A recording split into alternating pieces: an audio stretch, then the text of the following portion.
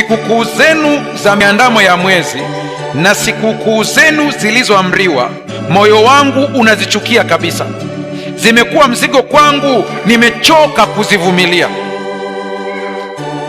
Anaongea Mungu huyo, anasema nyie mna sikukuu zenu zimeamuliwa, yakiwemo makambi.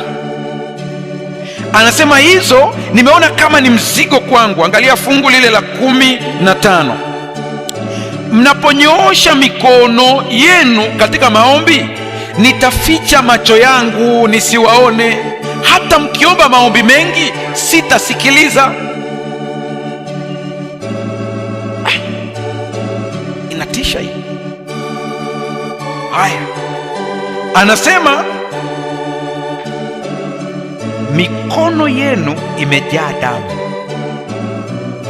Fungu la 16, iosheni na mkajitakase, yaondoeni matendo yenu maovu mbele zangu. Acheni kutenda mabaya, jifunzeni kutenda mema. Zingatia neno jifunzeni kutenda mema. Tafuteni haki, wateteeni waliodhulumiwa. Teteeni shauri la yatima, wateteeni wajane. Ndipo 18, njooni basi tujadiliane.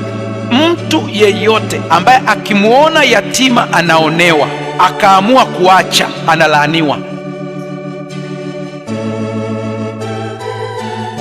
Ndio sababu nikipata chance ya kuongea na lawyers, judges, huwa nawaambia kama kuna watu wakijua hii siri watachota baraka ni nyie. Lakini kama kuna watu wanaongoza kwa laana pia, kwa sababu hamwangalii haki, mnaangalia nini? Biblia ambayo kuitafuta inabidi uitafute kweli kweli. Kwenye Kiswahili tuna Biblia nyingi sana, lakini mimi katika kufundisha napenda kutumia Kiswahili cha kisasa, ila leo natumia Biblia inaitwa Neno. Nenda ukaitafute kama utapata. Unaposikia ili andiko, mimi nitasoma kuanzia mstari ule wa 14. Sasa hivi ni 1:07. Nifunge saa ngapi? Saa 3. Semeni wenyewe, nifunge saa ngapi? Kuna watu wanaenda mbali sana hapa. Nifunge saa ngapi? Saa 2 mbali sana. Haya, Roho atakavyoongoza. Kuna siku anazidi kipimo. Haya, twende kwenye Isaya sura ya 1. Mimi nitasoma fungu la 14. Kumbuka mimi nasoma Kiswahili kinaitwa Neno. Wewe soma ile ya kwako ulionayo, hakuna shida. Anasema hivi: sikukuu zenu za miandamo ya mwezi na sikukuu zenu zilizoamriwa, moyo wangu unazichukia kabisa. Zimekuwa mzigo kwangu, nimechoka kuzivumilia. Anaongea Mungu huyo, anasema nyie mna sikukuu zenu zimeamuliwa, yakiwemo makambi. Anasema hizo nimeona kama ni mzigo kwangu. Angalia fungu lile la 15, mnaponyoosha mikono yenu katika maombi, nitaficha macho yangu nisiwaone. Hata mkiomba maombi mengi, sitasikiliza. Inatisha hii. Haya, anasema mikono yenu imejaa damu. Fungu la 16, jiosheni na mkajitakase, yaondoeni matendo yenu maovu mbele zangu. Acheni kutenda mabaya, jifunzeni kutenda mema. Zingatia neno jifunzeni kutenda mema. Tafuteni haki, wateteeni waliodhulumiwa. Teteeni shauri la yatima, wateteeni wajane. Ndipo 18, njooni basi tujadiliane.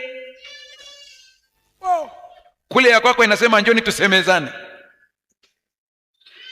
Neno inasema njoni tufanye nini? Ni mjadala. Mungu anayekubali mjadiliane. Yaani anakuambia hii, unamwambia Mungu hiyo hapana. Alafu anasema njoni basi tujadiliane, asema Bwana. Ingawa dhambi zenu ni kama rangi nyekundu, zitakuwa nyeupe kama theluji. Ingawa ni nyekundu sana kama damu, zitakuwa nyeupe kama sufu. Mkikubali na kutii, mtakula mema ya nchi. Lakini mkikataa na kuasi, mtaangamizwa kwa upanga, kwa kuwa kinywa cha Bwana kimenena. Mimi nimeweka huku ili nisije nikajaribiwa kusoma tena. Tusikilizane kwa hizi dakika chache. Funga Biblia yako, sikiliza kwa umakini. Kuna vitu viwili watu wengi wanavichanganya sana, na kukosea kwako hakufanyi Mungu aonekane mbaya. Sasa mimi sihubiri, nafundisha. Kwa kama kuna sehemu ambayo utaona hapo nimekuacha, ninakuruhusu kusema mchungaji rudia, nitarudia. Sawa? Nitazame hapa, usije ukaogopa kwamba nitaanguka. We niangalie tu ninavyotembea, niangalie. Gravity force haijui kwamba mimi ni pastor.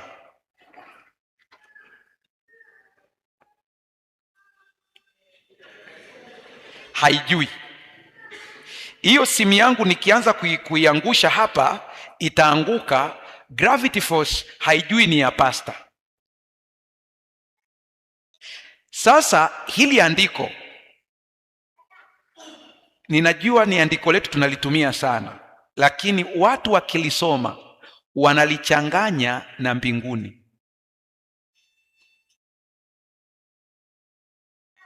Natulia kidogo ili ingie. Biblia inasema mkikubali na kutii, mtakula mema ya, bali mkikataa mtaangamizwa. Biblia haisemi mkikubali na kutii mtaingia mbinguni. Muangalie jirani yako, mwambie umeelewa au arudie tena.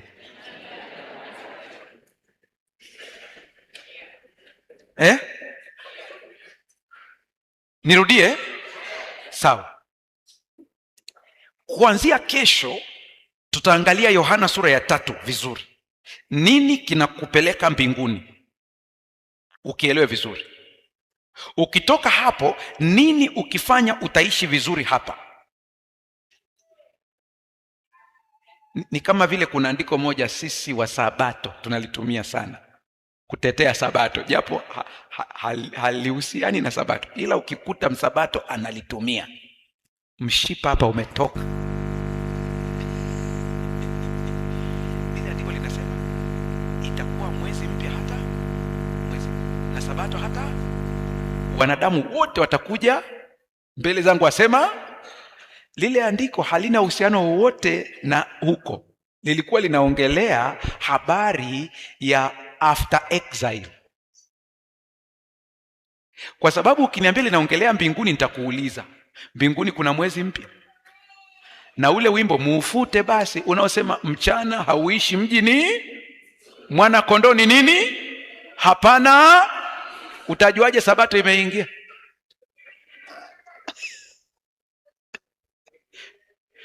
Sasa na hili andiko hili nataka tusinde nje ya hili andiko. Sasa unasema mchungaji unamaanisha nini? Kuna kitu kinaitwa natural laws. Hizi natural laws hazijui dini. Mtu yeyote atakayetii atakula mema ya nchi. Na watu wanachanganya, wakiona mtu ambaye amebarikiwa kwa sababu ya natural laws, wanafikiri anaenda mbinguni. Unaweza ukabarikiwa vizuri hapa, lakini mbinguni ufanye nini? Kwa hiyo mchungaji, natural laws ni zipi? Ni hizi fuatazo. 1, wapeni watu vitu nanyi mtapewa. Simple. Mtu yeyote ambaye ataamua kuwa mkarimu kutoka moyoni, natural law inasema alipwe. mtu yeyote ambaye ataamua kuwa mchoyo, natural law inasema aendelee kuwa maskini mpaka awe fukara.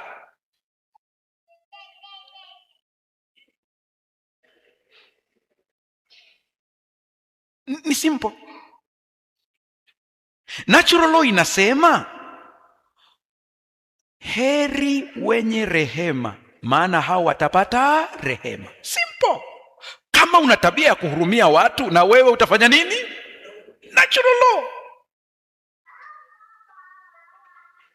Nenda taratibu, usikimbie sana. Ukisoma Biblia inataka uende taratibu, slow down. Biblia inasema teteeni yatima. Si tumesoma hapo? Mtu yeyote ambaye akimuona yatima anaonewa, akaamua kuacha, analaaniwa. Ndio sababu nikipata chance ya kuongea na lawyers, judges, huwa nawaambia kama kuna watu wakijua hii siri watachota baraka ni nyie. Lakini kama kuna watu wanaongoza kwa laana pia, kwa sababu hamwangalii haki, mnaangalia nini? Biblia iko wazi kabisa. Ukisikia nanyi mkikubali na kutii mtakula mema, msipokubali na kutii mtaangamizwa kwa upanga. Ukiniambia hiyo naongelea mbinguni, na kuuliza mbinguni kuna upanga? Mbinguni ni moto. By the way, niseme mbinguni kwamba hukumu ya mwisho ni moto, sio upanga. Mungu atusaidie sana. Sasa unasema mchungaji, kwa hiyo ili fungu linaturudisha tuelewe tumeokolewa kwa neema, lakini tuna majukumu ya kufanya hapa.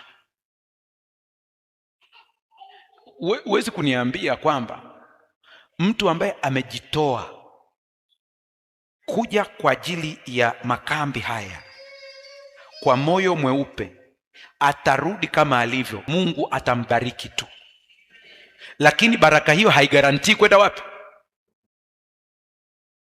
Tunaenda mbinguni kwa Yesu Kristo peke yake. Tutaiona hiyo vizuri. Sasa twende taratibu tuweze kuangalia hilo andiko vizuri. Mnamkumbuka Ayubu? Jamani, si tunaongea. Mnamkumbuka Ayubu? Kama kuna mtu alikuwa mkamilifu kwenye Biblia, yule jamaa. Hakuna mtu anamfikia. Mpaka mbinguni unaandikiwa. Unajua sikia. Hapa tulipo kuna watakatifu tunaowaona hapa, ila mbele za Mungu yani Mungu hata akiulizwa anasema wapi huyo? Lakini wakiwa mbele ya watu hivi tunasema fulani ni mtu wa Mungu. Mungu akiuliza sema simjui. Lakini Ayubu yeye mpaka mbinguni ameandikwa kabisa. Mungu anasema katika dunia yote hakuna anayenipenda kama Ayubu. Lakini siku moja Ayubu akaanza kupata matatizo. Kitabu cha Ayubu ukikisoma kimeelezea natural laws. Naongea na watu au na binadamu? Kimeeleza vizuri pale. Ukiangalia discussion inayoendelea kati ya Ayubu na marafiki zake wanamwambia tena wale jamaa, mimi natamani nikifika mbinguni nikutane na Elifazi Mtemani, nimuulize maswali yangu. Zile ndume zote sijawahi kuona ndume kama zile kwenye Biblia. Wanakuja kumwona mwenzao ni mgonjwa, wanakaa siku 7 hawasemi chochote. Yaani umewahi kuona watu wamekuja kukuona siku 7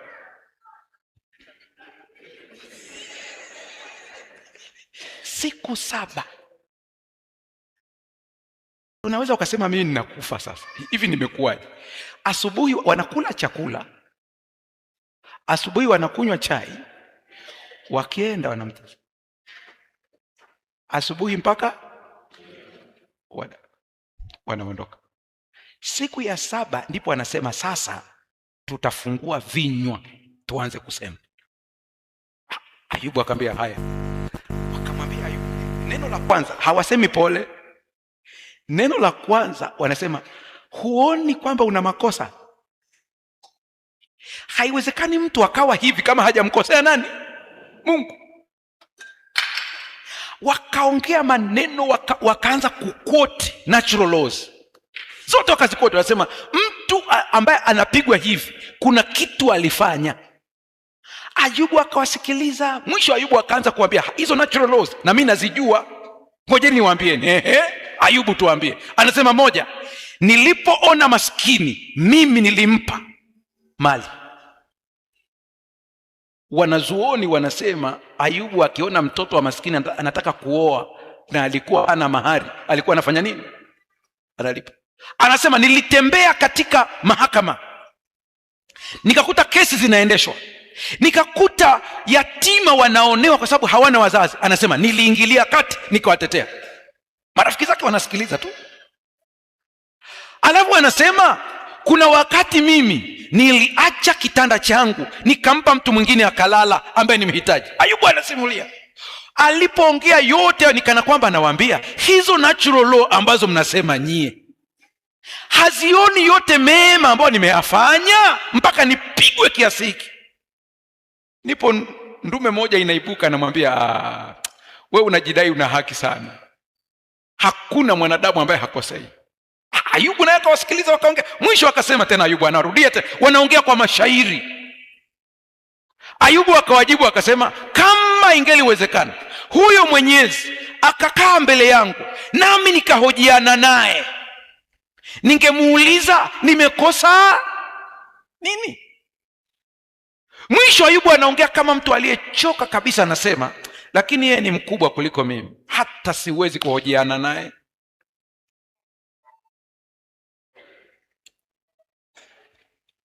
Sikia niwaambieni, una habari kwamba kitabu cha Ayubu ndicho kitabu cha kwanza kuandikwa kwenye Biblia? Ndio kitabu cha, na kililetwa kwa wenzetu Waislamu, wana lugha yao wanatumia, nasema kimeshushwa. Maana wao kitabu kinafanya nini? Wao ndivyo wanavyoamini. Lakini kitabu cha Ayubu kililetwa kujibu hoja, kwa nini watu wema wanapata mabaya? Hiyo ndio ilikuwa hoja yake kubwa.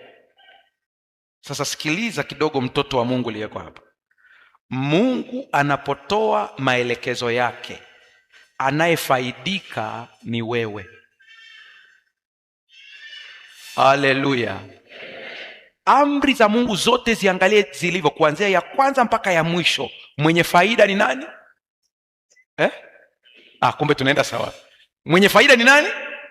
Sio? Kuna mtu anasema lakini Mungu anafaidika. Nauliza, anafaidika nini? Kwa sababu hata siku ile Adamu na Hawa walipoasi, mimi naongea kwa mawazo yangu ya kibinadamu. Kama leo, mnajua taaluma yangu ya pili mimi ni psychology ya pili. Nimestudy sana masuala ya tabia za watu, na hivi karibuni nimesoma sana kitu kinaitwa neuroscience. Kinaendelea kunionyesha jinsi Mungu alivyotuumba kwa namna ya ajabu. Kuna sehemu ya ubongo wako ikiguswa unasahau kila kitu, unaanza fresh.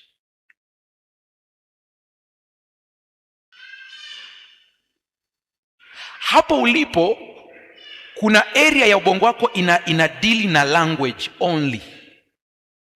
Kwa hiyo kila lugha ukijifunza ina faili lake. Kama ulianza na Kikamba, kuna faili la Kikamba. Ukianza kujifunza English, kunakuwa na faili la nini? Ukajifunza Kiswahili, kunakuwa na faili la. Ukipigwa na stroke, ikapigwa ile area ya Kikamba alafu ikapigwa na ya Kiswahili, unabaki na English.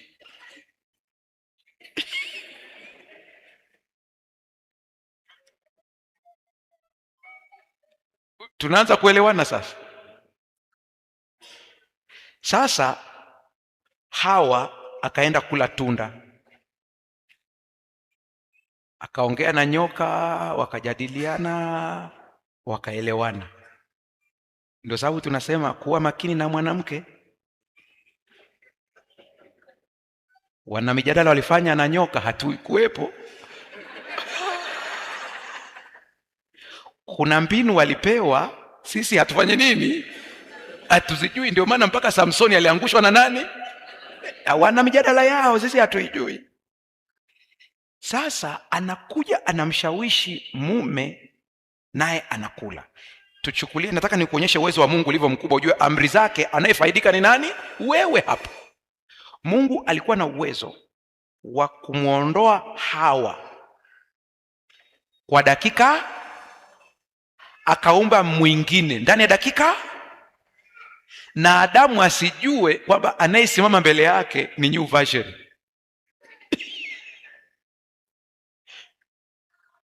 Lakini Mungu hakufanya hivyo. Nakaribia kumaliza. Amri ya kwanza, usiwe na miungu mingine ila. Unapoenda kufanya ibada kwa miungu mingine, umeuza nafsi yako kwa hiyo miungu. Usijifanyie sanamu ya kuchonga. Kuna uhusiano mkubwa kati ya object na spirituality. Mungu anapokataa kwamba usiwe na sanamu, ni kwa sababu sanamu au hirizi ni point ya kuwasiliana na ulimwengu usioonekana. Unaposikia waheshimu baba yako na mama yako, hasemi ili uende mbinguni, ni ili siku zako zipate kuwa. Kwa hiyo kama unataka uishi kwa baraka, biashara zako ziende vizuri, heshimu baba, na anayefaidika hapo ni nani?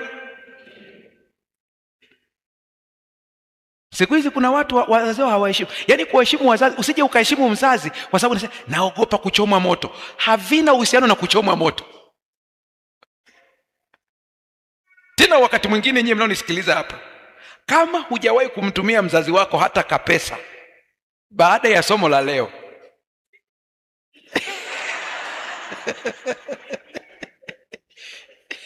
ingia kwenye M-Pesa.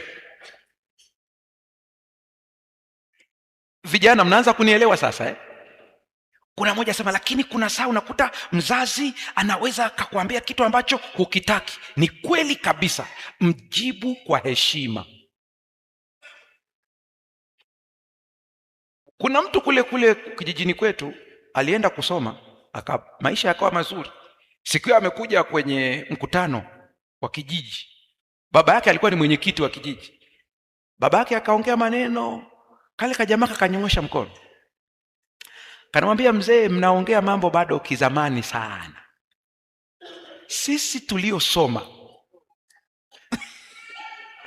tunajua hivi vitu vinafanya kazi namna gani. Akaongea, baba naye hasira zikapanda. Akamwambia, umesoma? Sema, mzee, nimesoma. Akamwambia, njoo. Akaenda. Alikuwa ameweka kalamu hapa. Baba akachukua ile kalamu kutoka kwenye koti la yule kijana, akaweka kwenye mfuko wake, akasema, nimechukua kalamu yangu. Yule kijana akachukulia ni utani mpaka anakufa. Mimi najua hii story. Siku nimemuona anachoma mkaa, ndio biashara anafanya, msomi. Nikauliza, huyu jamaa sinasikia alisoma sana. Sema, kalamu yake ilichukuliwa.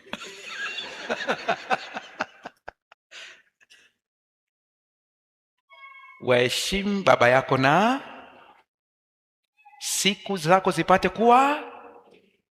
Kiswahili kingine ninadhani ni katika Torati, anasema upate heri ili uweze kubarikiwa. Njoo kwenye ikumbuke siku ya Sabato itakase. Neuroscience ambayo nimekwambia inanishangaza nikiisoma, wanasema hivi, bila kujua dini, ni wanasayansi kabisa, wanasema mwili na akili zetu zina uwezo wa kustahimili matatizo na kazi kwa siku 6 pekee. Hawa hawajui dini, ni neuroscience. Wanasema ikifika siku ya 7 mwili unataka kuwa refreshed. Teknoloji imekuja sasa hivi, laana yake haishiki tu aliyemwaga, madhara yake yanatokea mpaka kwenye ukoo. Si tumesoma hapo kwenye hiyo, sema hata maombi yenu siwasikii, maana mikono yenu imejaa nini? Damu. Kwa Mungu akisema usiue anamaanisha, ila shida iko hapa, tunaposikia usiue tunachukulia usiue ile moja tu, kumwaga damu. Lakini Yesu alikuja kutafsiri vizuri hiyo andiko. Anasema hivi, mmesikia watu wa kale wamesema usiue, bali mimi nawaambia amuoneaye hasira ndugu yake ni muuaji.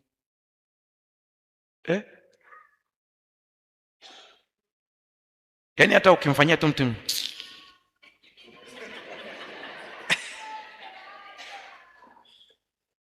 si umeona pale kwenye andiko linasema jitakaseni mikono yenu. Kwa lugha nyingine, kama ukijua hicho kitu ulifanya, nenda ukaombe msamaha kwa Mungu. Kuna watu hapa akiona mwenzake amefanikiwa roho, akiona tu amekuja na gari jipya, si apate ajali.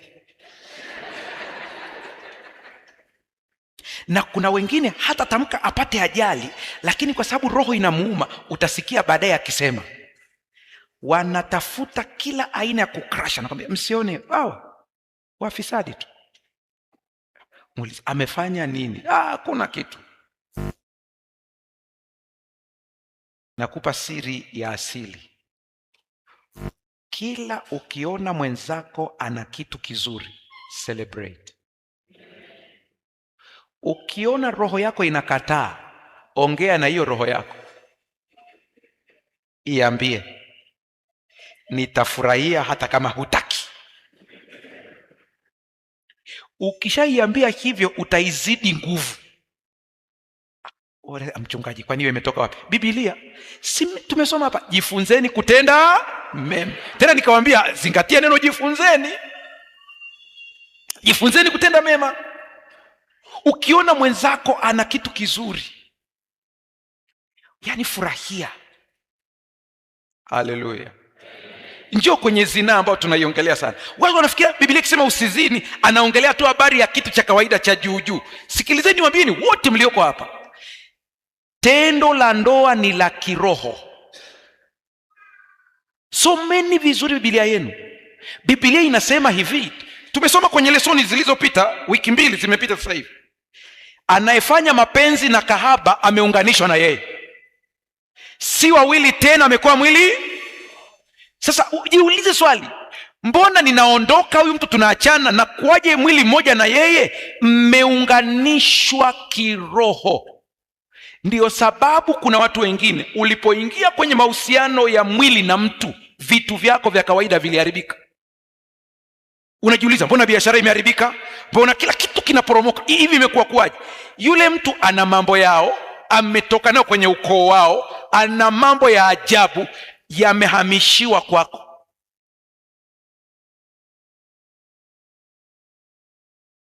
Kwa hata ukiangalia jinsi ambavyo pasta siku hizi, ukiangalia mitandao inavyopeleka vijana wetu, inataka kuwafanya vijana wetu waone kwamba ngono ni tendo tu la social, ni spiritual.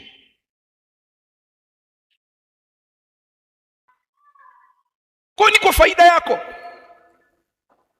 Hata nikiongea na vijana ambao wanahitaji kuingia kwenye ndoa, nawaambia kama kuna kitu ambacho unatakiwa uombe na kuwa makini sana, ni habari ya kuchagua mwenzi wa maisha. Mimi kwenye maisha yangu najua vitu viwili muhimu kuliko vyote. Cha kwanza ni kumpokea Yesu Kristo kuwa Bwana na Mwokozi wa maisha yako.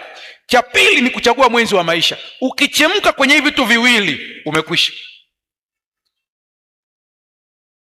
Sasa nikifika hapa vijana wanauliza, sasa pasta, tumegundua tulishaanguka, sasa tufanyeje? Njoni tujadiliane, asema Bwana. Bado mlango wa neema uko pale pale.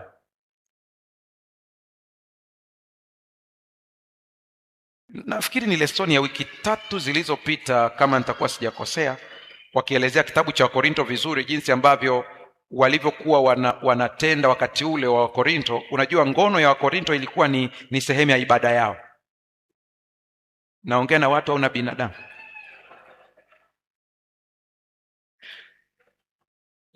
Biblia inasema watu wakala na kunywa wakacheza. Mnakumbuka hilo fungu alafu walipokunywa na kucheza wakafanya washerati.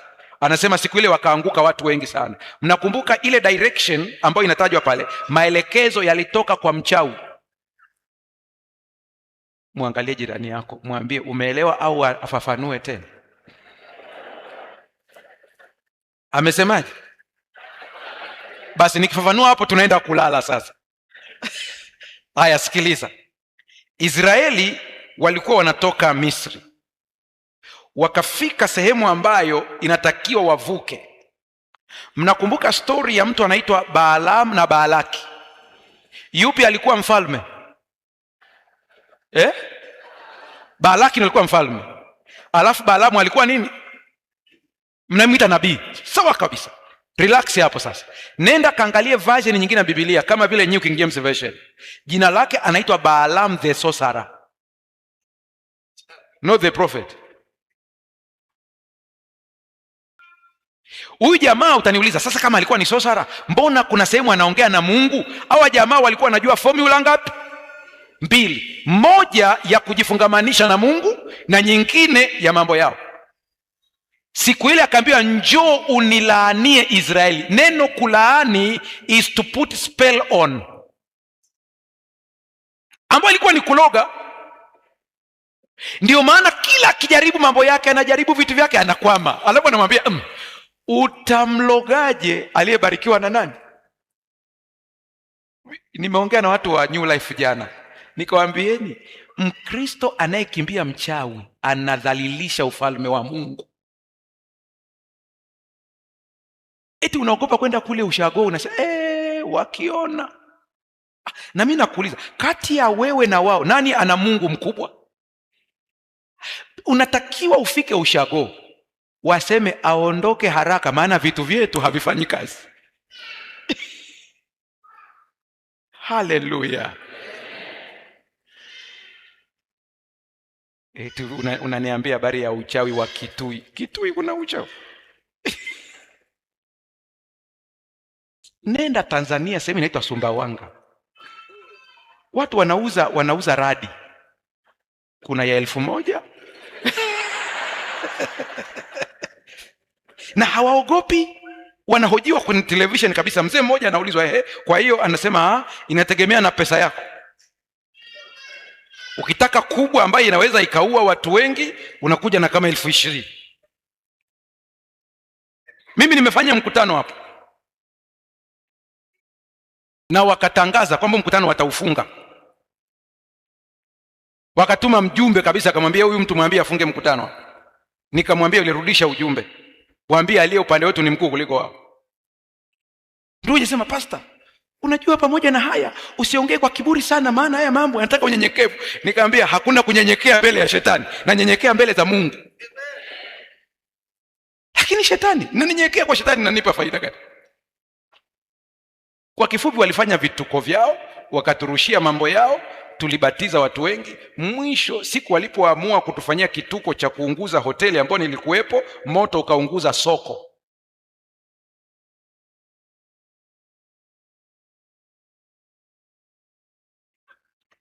Nimekuja kuambia kitu cha msingi sana hapa. Sasa twende taratibu, usikize ninachokuambia sasa. Mchawi alipokuja ili awaloge wa Israeli, akamwambia bosi wake, huwezi kuwaloga waliobarikiwa na nani? Unajua kila akijaribu anakutana na nguvu kubwa kuliko ile. Akarudi akamwambia, bwana, mbona nikikutuma uwalaani unageuka unafanya nini? Unabarika. Asema bwana, na mimi najitahidi. Lakini asema au nikuongezee pesa? Akaongezewa. Akasema hata kama uniongezee, nitasema kile ambacho nitaongozwa kufanya nini? Kusema. Awamu hii nimekupa pesa, nenda ukawalaani. Akasema twende. Akapanda, akawaona wote wamekaa chini, wamepiga hema, wamejaa hapo. Akageuka, haya waloge sasa. Akasema Bwana amembariki Yakobo. Bwana vipi tena? Sema siwezi.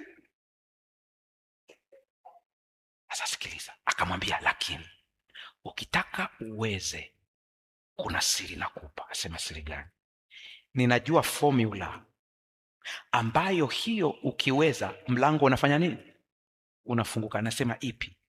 Anasema jidai umekuwa rafiki yao, fanya sherehe. Ukifanya sherehe, waite watu wacheze, walete wanawake mabinti zako wacheze wakiwa uchi. Hawa wakikubali kulala nao tu,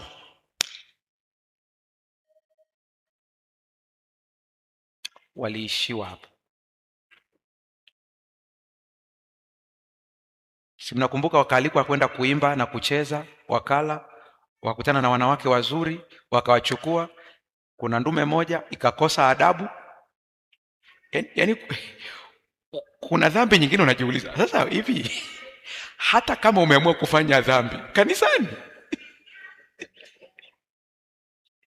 yaani tuchukulie umeamua kwenye makambi,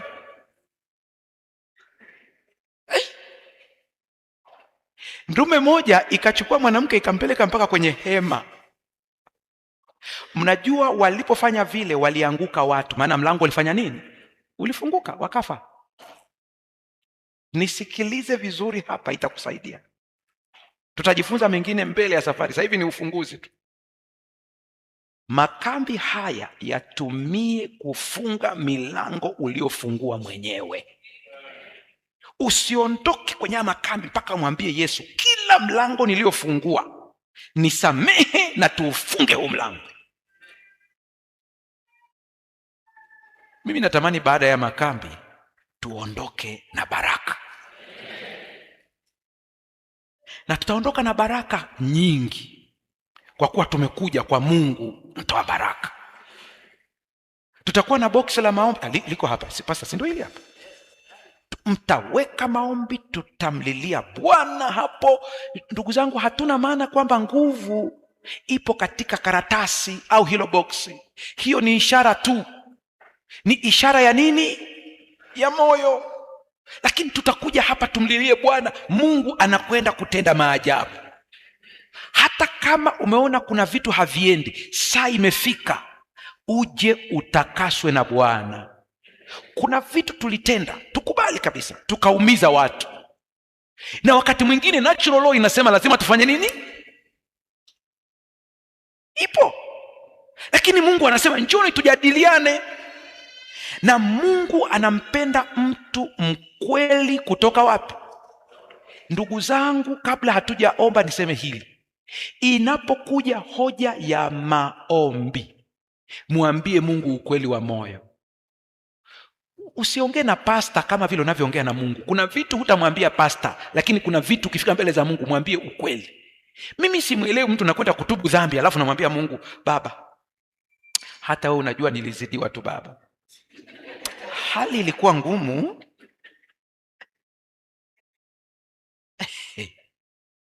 Fika mwambie Mungu, kwa ujinga wangu mwenyewe nimekutenda dhambi.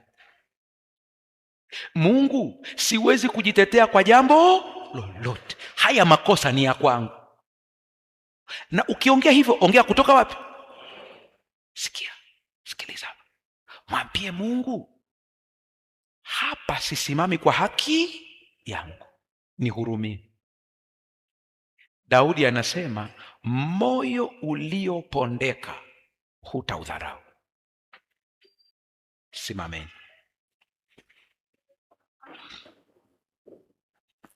Katika mambo ambayo utamwambia Mungu wakati umesimama ni kumwomba Mungu akusaidie katika makambi haya upokee baraka. Umguse Yesu, upokee badiliko. Ninaamini kwa 100% wagonjwa watapona. Ninaamini kwa 100% biashara zilizokufa zitafufuliwa. Ndipo Mungu anatuonya, anasema, nanyi mkiisha kufanikiwa, mkajenga nyumba na kuishi ndani yake, mkafanikiwa, msije mkamsahau Bwana Mungu wenu. Msije mkasema ni akili yangu imefanya nini. Hapana. Usije ukaitukuza akili. Anasema mjue ni Bwana Mungu aliyewapatia. Hili kambi ni la kwako. Hukuja kwa bahati mbaya. Fumba macho yako. Baba Mungu, tunakushukuru sana. Tumeanza tu kidogo hivi. Kumbe maelekezo yote unayotupatia ni kwa ajili ya faida yetu. Hakuna sehemu yoyote umetuelekeza kufanya kitu ambacho huna nia nzuri na sisi. Hakipo. Nanyi mkikubali na kutii, mtakula mema ya nchi. Baba, tukiri mbele yako tu ya kwamba tumeteseka vya kutosha. Leo tumekuja kwako ili tunapotubu tuanze ukurasa mpya. Naomba kila atakayekuja katika hili kambi akabarikiwe. Ninakutukuza maana umekubali kututembelea. Asante Yesu, maana katika baraka hizi hutupatii baraka ili tu tuweze kuonyesha wengine. Lengo ni utume.